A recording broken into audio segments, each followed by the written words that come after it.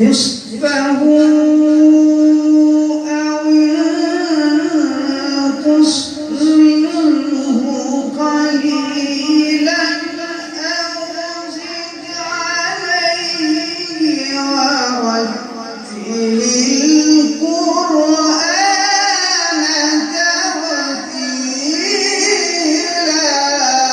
سبحان الله سبحان الله